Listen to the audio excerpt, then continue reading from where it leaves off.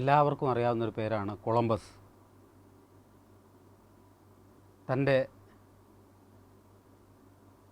ഒരു പായ്ക്കപ്പൽ അദ്ദേഹം കടൽ മുറിച്ച് കടന്ന് മരുഭൂമി പദം കൊണ്ടളന്ന് നമുക്കറിയപ്പെടാത്ത ഒരുപാട് രാജ്യങ്ങൾ കണ്ടെത്തുകയും നമ്മളെ പരിചയപ്പെടുത്തി തരികയും ചെയ്ത ഒരു മഹാത്മാവാണ് കൊളംബസ്. എൻ്റെ പുത്തഞ്ചേരിയിൽ ഒരു കൊളംബസ് ഉണ്ട്. പക്ഷേ കൊളംബസ് കുമാരൻ എന്നാണ് അദ്ദേഹത്തിൻ്റെ പേര്. കുമാരൻ്റെ ജോലി ഈർച്ചപ്പണിക്കാരനാണ്. കാലത്ത് ഈർച്ചവാളും ചുമലിൽ വെച്ച് കുമാരൻ പുത്തഞ്ചേരി പുഴ മുറിച്ച് കടന്ന് അക്കരയ്ക്ക് എവിടേക്കോ ജോലിക്ക് പോകും. കുമാരൻ ഒറ്റയ്ക്കല്ല, തൊട്ട് മുമ്പിൽ കുമാരൻ്റെ ഗുരുനാഥൻ ഗോവിന്ദനുമുണ്ട്. ഗോവിന്ദൻ്റെ ഈർച്ചവാളും കുമാരൻ്റെ ഈർച്ചവാളും രണ്ടും വഹിക്കേണ്ടത് കുമാരനാണ്. ഈ പഴനിമലയ്ക്ക് പോകുന്ന തീർത്ഥാടകരുടെ പുറകിൽ ശംഖ് വിളിച്ച് ചില കുട്ടികൾ പോവാറുണ്ട്, പുൽപ്പായയും ശംഖും തീർത്ഥക്കിണ്ടിയുമായിട്ട്. അതുപോലെ ഗോവിന്ദൻ്റെ ഈർച്ചവാളും മരം ഈർന്നു മുറിക്കാനുള്ള ഉപകരണങ്ങളും എല്ലാം കയ്യിലെടുത്ത് വെച്ച് ആണ് കുമാരൻ്റെ യാത്ര. കുമാരനെ ശ്മശാനത്തിലേക്ക് കൊണ്ടുപോകുന്നൊരു ജഡത്തിൻ്റെ മുഖമാണ് കുമാരന്. യാതൊരു വികാരവുമില്ല. കാലത്ത് ഗോവിന്ദൻ്റെ കൂടെ പോകുന്നു, താഴെ ഈ മരത്തിൻ്റെ കീഴെ ഇരുന്നിട്ട് ഇങ്ങനെ ഉന്തിക്കൊണ്ടിരിക്കും. ജോലി ചെയ്യുന്നത് ഗോവിന്ദനാണ്. കുമാരനൊരു സങ്കല്പം മാത്രമാണ്. ഈ കുമാരന് കൊളംബസ് എന്ന് പേര് വരാനുള്ള കാരണം കുമാരൻ ദരിദ്രനായിരുന്നു.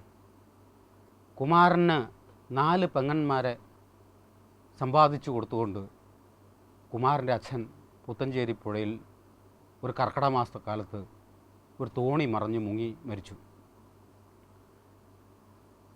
14-15 വയസ്സുള്ള കുമാരൻ്റെ ചുമലിലായി കുമാരൻ്റെ കുടുംബത്തിൻ്റെ ജീവിതം. ഭൂമിയിൽ കാലൂന്നാൻ സ്ഥലമില്ല, 2 സെൻറ്റ് സ്ഥലം പോലുമില്ല, ഒരു വീടില്ല. ഒരു പുറമ്പോക്ക് സ്ഥലത്ത് പനയോല കൊണ്ട് മറച്ചു വെച്ചൊരു വീട്ടിൽ കുമാരനും 4 പെങ്ങന്മാരും ഒരമ്മയും താമസിച്ചു. പക്ഷേ കുമാരൻ നിത്യം അക്കാലത്ത് 15 രൂപ സമ്പാദിക്കുമായിരുന്നു. കുമാരൻ്റെ ഏക വിനോദം, ഏക സാക്ഷാത്കാരം, കുമാരനാവുന്നത് പുത്തഞ്ചേരിയിൽ നിന്ന് 4 കിലോമീറ്റർ നടന്നാൽ കാണുന്ന ഒരു തിയേറ്ററുണ്ട്, ശോഭ ടാക്കീസ്. അവിടെ 40 പൈസ കൊടുത്താൽ ഏത് മനുഷ്യനും മണലിലിരുന്ന് സിനിമ കാണാം. MGR, MN നമ്പ്യാർ, പുലികൾ, സർപ്പങ്ങൾ തുടങ്ങിയ പ്രേംനസീർ വരെ കാണാം 60 പൈസയ്ക്ക്. കുമാരൻ എല്ലാ സിനിമയും കാണും. കുമാരനോളം സിനിമ കണ്ട ഒരാൾ ലൂമിയർ ബ്രദേഴ്സിൽ വരെ കണ്ടിട്ടില്ല. കുമാരൻ കണ്ട എത്ര സിനിമ കണ്ടുപിടിച്ച ഒരാളല്ലോ ലൂമിയർ ബ്രദേഴ്സ്. അവർ പോലും കുമാരൻ കണ്ട എത്ര സിനിമ കണ്ടിട്ടില്ല. കുമാരൻ്റെ ഒരു പ്രധാനപ്പെട്ട വിനോദം പാട്ട് പുസ്തകം വാങ്ങുക എന്നുള്ളതാണ്. 15 പൈസ കൊടുത്താൽ ആ സിനിമയുടെ പാട്ട് പുസ്തകം കിട്ടും. കുമാരൻ എല്ലാ പാട്ടും പാടും, എല്ലാം ഒരു ട്യൂണിലായിരിക്കുന്നേ ഉള്ളൂ. കായാമ്പൂ കണ്ണിൽ വിടരും എന്നുള്ള പാട്ടും കസ്തൂരി തൈലമിട്ട് മുടിമിനുക്കി എന്നുള്ളതും ഓമലാളെ കണ്ടു ഞാൻ കുമാരൻ ഒറ്റ ട്യൂണാണ്. കുമാരന് വിവിധ രാഗങ്ങളില്ല, 72 മേളകർത്താ രാഗങ്ങളില്ല, അതിൻ്റെ കൂടാനുകൂടി ജന്യങ്ങളില്ല. കുമാരൻ ഒറ്റ ട്യൂണാണ്, അത് കുമാരൻ്റെ ട്യൂണാണ്. ഈ കുമാരൻ എനിക്ക് ഒരു സഹായം ചെയ്യുമായിരുന്നു. ഈ പാട്ട് പുസ്തകം വാങ്ങി അക്ഷരം വായിക്കാൻ കുമാരൻ അറിയാത്തതുകൊണ്ട് പാട്ട് നോക്കി പാടാൻ പറ്റില്ല കുമാരന്. അപ്പോൾ ഈ പാട്ട് പുസ്തകം ഒരു 3-4 ദിവസം ഉപയോഗിച്ച് കഴിഞ്ഞാൽ കുമാരൻ എനിക്ക് പഴയ തരും. സെക്കൻഡ് ഹാൻഡ് റേറ്റിനാണ്. ഞാനത് 10 പൈസയ്ക്ക് കുമാരനോട് വാങ്ങും. എന്നിട്ട് ആണ് ഞാൻ പാട്ട് പഠിക്കുക. കുമാരൻ ആദ്യമായിട്ട് എനിക്ക് തന്ന പുസ്തകത്തിലുള്ള പാട്ടായിരുന്നു ദേവരാജൻ മാഷ് ഈണം കൊടുത്ത് വയലാറിൻ്റെ വരികൾക്ക് ദാസേട്ടൻ്റെ നിലാവ് പോലത്തെ ശബ്ദം കൊണ്ട് പൊതിഞ്ഞ പാട്ട്. പനിനീർമഴ, പൂമഴ, തേന്മഴ, മഴയിൽ കുതിരും നൊരഴകേ, നനയുന്നത് കഞ്ചുകമോ സഖി, നിന്നെ പൊതിയും യൗവനമോ, പനി നീർമഴ പൂമഴ തേന്മഴ. മഴയുടെ ഒരു മുഖമാണ് വയലാർ ആ പാട്ടിൽ നമുക്ക് ഇതള് വിടർത്തി തന്നത്. ഈ പാട്ട് കേട്ടപ്പോൾ, ഇതിൻ്റെ ചരണം കേട്ടപ്പോൾ ഞാൻ മറ്റൊരു ലോകത്തിലേക്ക് സഞ്ചരിക്കുകയും ചെയ്തു. കാരണം ചരണം തുടങ്ങുന്ന വയലാർ അദ്ദേഹത്തിൻ്റെ മാന്ത്രിക സ്പർശം കൊണ്ട് ഈ മഴ എങ്ങോട്ട് പോകുന്നു എന്നാണ്. കൺപീലികളിൽ തങ്ങി, കണ്ണൻ്റെ പീലിയിലാണ് ആദ്യത്തെ മഴത്തുള്ളി വീണത്. കവിളിലെ കമലക്കൂമ്പുകൾ നുള്ളി, മാറിൽ പൊട്ടി പടർന്നു ചിതറി, മൃദുരോമങ്ങളിലിടറി, പൊക്കിൽ കുഴിയൊരു തടാകമാക്കിയ പവിഴമഴത്തുള്ളി. പണ്ട് ശ്രീ പാർവതിയെ പോലെ നിന്നെയും സുന്ദരിയാക്കി, സുന്ദരിയാക്കി, പനി നീർമഴ പൂമഴ തേന്മഴ. ഈ പാട്ട് കേട്ടപ്പോഴാണ് ഞാൻ കാളിദാസനെ ഓർക്കുന്നത്. കുമാരസംഭവത്തിൽ ഒരു സർഗത്തിൽ കാളിദാസൻ ഈ പനിനീർ മഴയെക്കുറിച്ച് പറഞ്ഞിരിക്കുന്നു. കാരണം ഉമ എന്ന് പറഞ്ഞാൽ വാക്കിൻ്റെ അർത്ഥം പാർവതി എന്നാണ് നമ്മൾ ധരിക്കുന്നത്. മകളെ അരുത് എന്നാണ് അതിൻ്റെ അർത്ഥം. എന്തരുത്? നീ ശിവനെ തപസ് ചെയ്യാൻ പോകാൻ പാടില്ല. കൈലാസത്തിൻ്റെ ഏതോ ഒരു താഴ്വരയിൽ വെച്ച് പാർവതി മാനസ സരോവരത്തിൽ കുളിക്കാൻ ചെന്നപ്പം ഒരു ഇടിമിന്നൽ പോലെ പരമേശ്വര പ്രഭുവിനെ കാണാണ്. കണ്ടപ്പോൾ പ്രഥമാനുരാഗം, പ്രഥമ ദൃഷ്ട്യ കുറ്റക്കാരനായി എന്ന് പറഞ്ഞ മാതിരി പ്രഥമ ദൃഷ്ട്യ അനുരാഗ വിവശയായി പാർവതി. അങ്ങനെ പാർവതിക്ക് ഭ്രമമായി.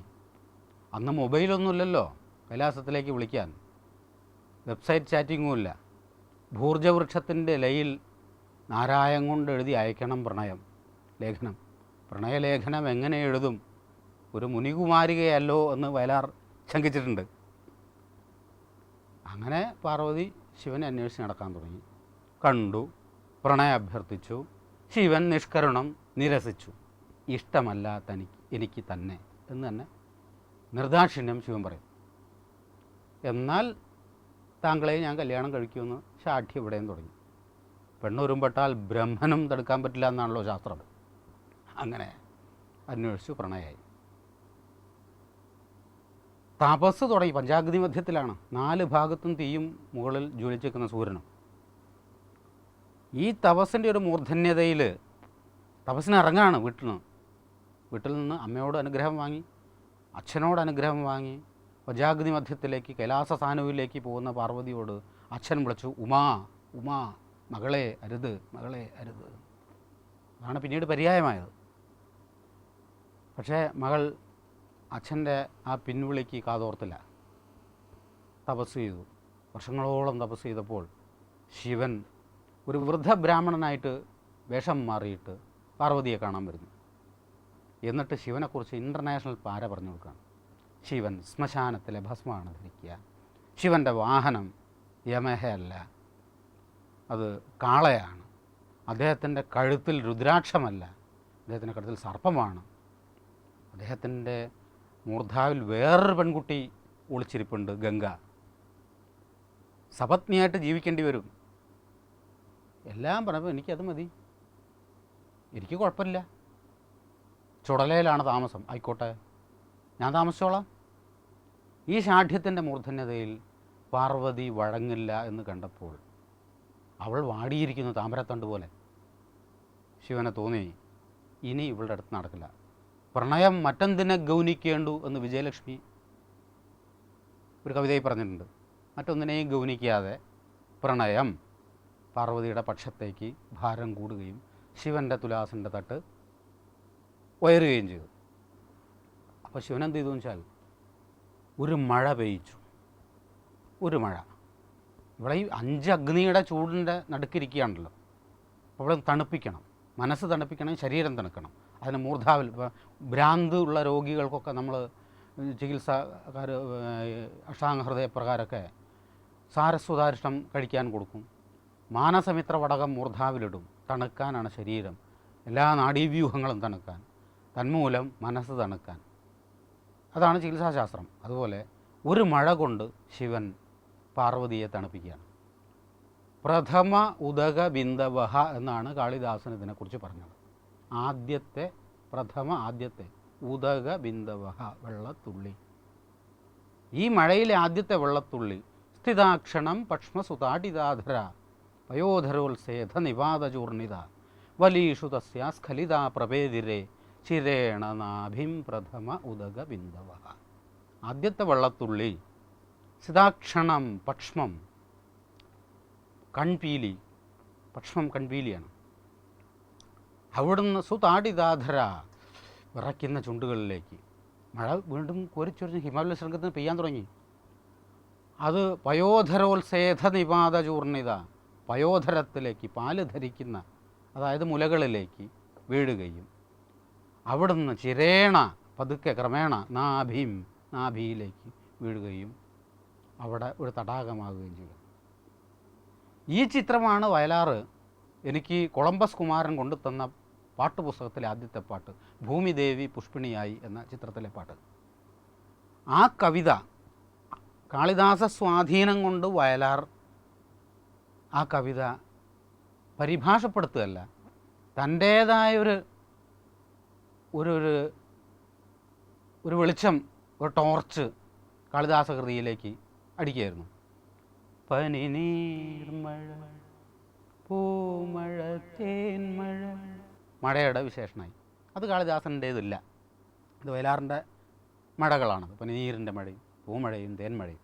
വയലാർ മാത്രം മലയാള ചലച്ചിത്ര ഗാനത്തിലേക്ക് പെയ്ത മഴയാണ്, വേറെ ആരും ആ മഴ പെയ്തിട്ടില്ല. നമുക്ക് ഇനി അങ്ങനെ ഒരു മേഘത്തെ ഘനീഭവിപ്പിക്കാനും പറ്റില്ല. മഴയിൽ കുതിരുന്നൊരഴകേ, ആ മഴയിൽ കുതിർക്കുന്ന അഴകാണ്. നനയുന്നത് കഞ്ചുകമോ സഖി, നിന്നെ പുതിയും യൗവനമോ. ജയഭാരതിയാണ് നായിക, പ്രേം നസീറാണ് നായകൻ. നസീർ സാർ ചോദിക്കുകയാണ്, ഈ പനിനീർ മഴ കൊണ്ടും പൂമഴ കൊണ്ടും തേന്മഴ കൊണ്ടും നീ നനയുന്നത് നീയാണോ, നിൻ്റെ സൗന്ദര്യമാണോ? കഞ്ചുകത്തിൽ പൊതിയുന്ന, മാർക്കച്ച മുറുകുന്ന, നനയ്ക്കുന്ന നിൻ്റെ യൗവനം എന്നതിനെ കയ്യൊപ്പെടുന്നുണ്ട്. പണ്ട് ശ്രീപാർവതിയെ പോലെ നിന്നെയും സുന്ദരിയാക്കി